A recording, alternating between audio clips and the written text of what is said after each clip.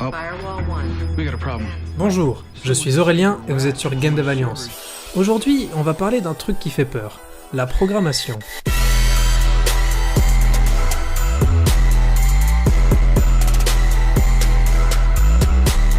Les films nous l'ont appris, c'est un art occulte réservé aux plus grands génies que la Terre ait connus. Les seules personnes qui peuvent en maîtriser les secrets sont les grands chercheurs à Harvard et les espions de la CIA.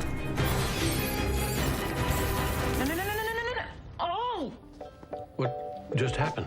Mais en fait, est-ce que vous avez vraiment besoin de savoir programmer? Et est-ce que c'est si difficile que ça en a l'air? Aujourd'hui, on va tenter de répondre à ces questions de manière concrète, et peut-être sous des angles que vous n'aviez pas imaginés. Et restez jusqu'à la fin parce que j'ai des petites annonces à vous faire, notamment sur la prochaine Game Jam. Je sais que beaucoup d'entre vous ont commencé à nous suivre pour nos tutoriels sur RenPy et RPG Maker. Ce sont des outils très simples, dans lesquels il n'y a quasiment pas de programmation. Souvent, dans ce cas-là, il s'agit d'une passion, que vous faites en rentrant des études ou du travail, et vous ne comptez pas spécialement en vivre, que ce soit en indépendant ou dans un studio.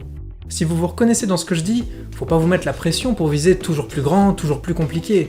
Si votre logiciel vous plaît et qu'il est fun pour vous, continuez à l'utiliser, c'est très bien comme ça.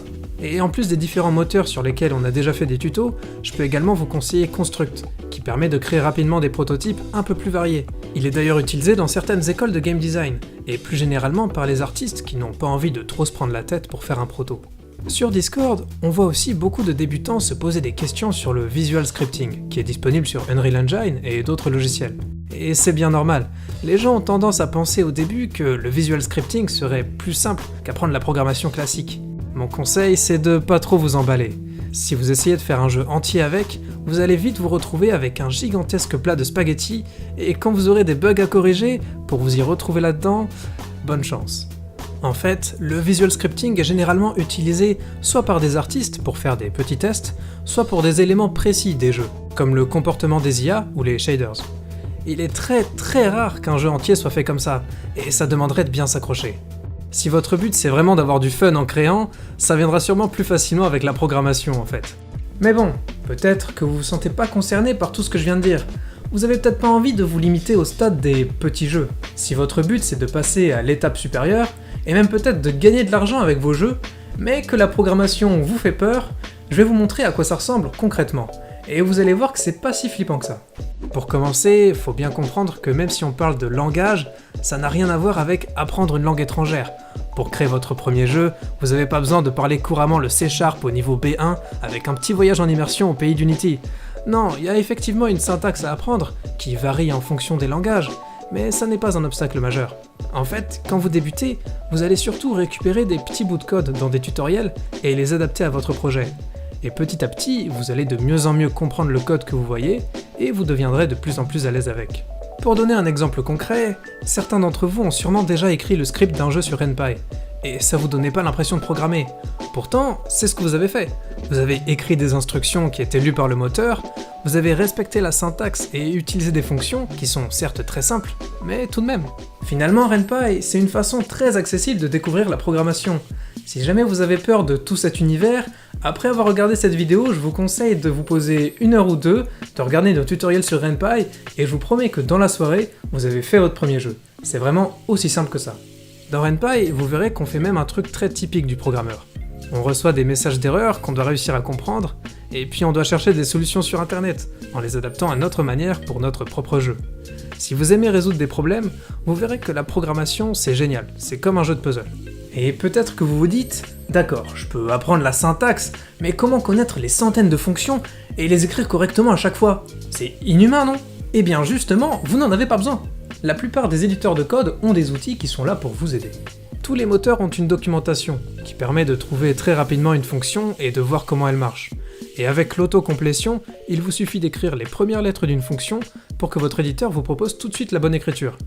Et puis, comme je vous le disais, petit à petit, vous serez de plus en plus à l'aise avec les fonctions que vous utilisez souvent. Mais pour commencer, vous allez simplement trouver de l'inspiration dans les tutoriels. Et ça, c'est bien un gros point fort de la programmation. C'est qu'il y a plein de ressources disponibles gratuitement pour faire à peu près tout. Ça va des applications d'apprentissage sur téléphone, aux plus gros sites comme Open Classroom, Mais mon conseil pour les débutants, c'est de pas essayer d'apprendre un langage en entier avant de commencer à faire son jeu. C'est beaucoup plus agréable d'apprendre à programmer en même temps que vous faites votre premier jeu. Par exemple, pour Unity, vaut mieux fouiller dans la section Unity Learn, qui a plein de tutos, ou même dans les vidéos sur YouTube, plutôt que de commencer par une formation complète à C#. C'est le genre de choses que vous ferez sans doute plus tard en fait, pour approfondir vos connaissances. Maintenant que je vous ai présenté ce qu'était vraiment la programmation dans le jeu vidéo, faut se rendre à l'évidence, c'est pas pour tout le monde. Peut-être que cette vidéo va vous donner envie d'essayer, et que vous allez vous rendre compte que vous aimez pas ça, tout simplement.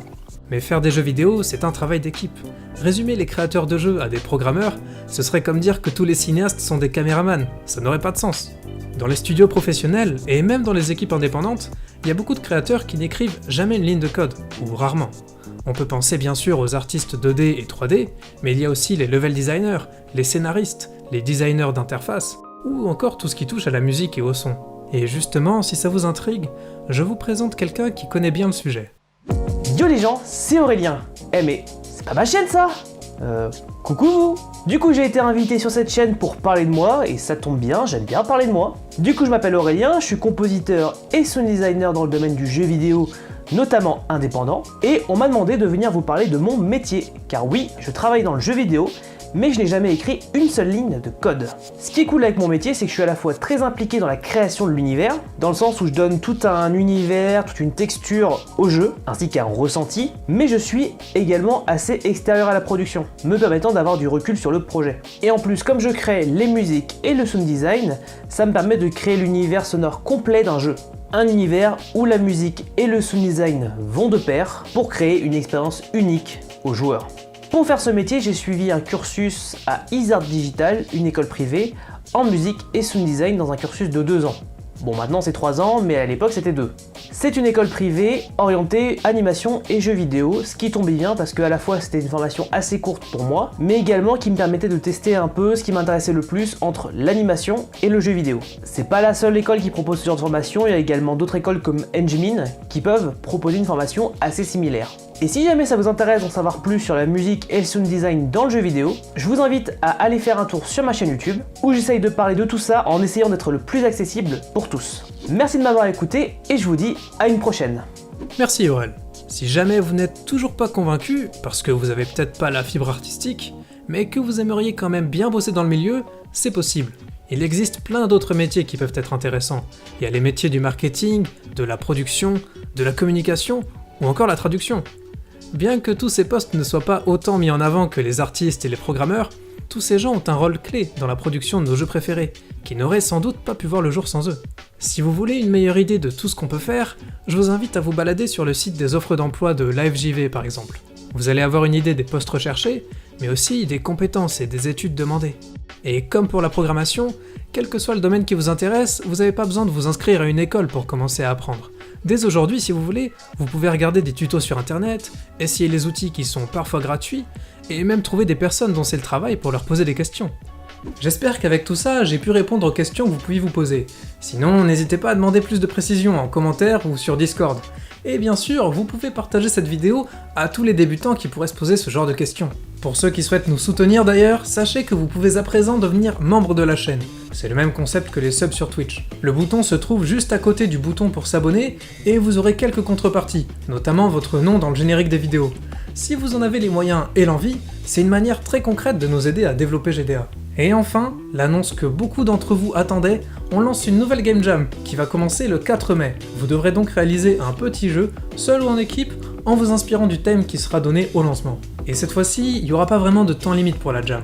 Elle se terminera lorsque le confinement sera terminé. Ou du moins, quand les écoles commenceront à réouvrir. Donc le 11 mai s'il n'y a pas de changement. Tout est sur la page Itch.io, donc n'hésitez pas à y aller pour rejoindre la Jam, ça n'engage à rien. Et c'est aussi l'occasion de rejoindre notre Discord si vous n'y êtes pas encore. Il y a souvent une très bonne ambiance pendant les jams, donc si vous avez envie de vous échanger des conseils, c'est le bon endroit. C'est tout pour aujourd'hui. On se retrouve très bientôt pour la 3e et dernière partie des tutos sur Ren'Py, et peut-être quelques lives d'ici là. En tout cas, je vous souhaite une bonne journée, et je vous dis à bientôt sur Game Dev Alliance.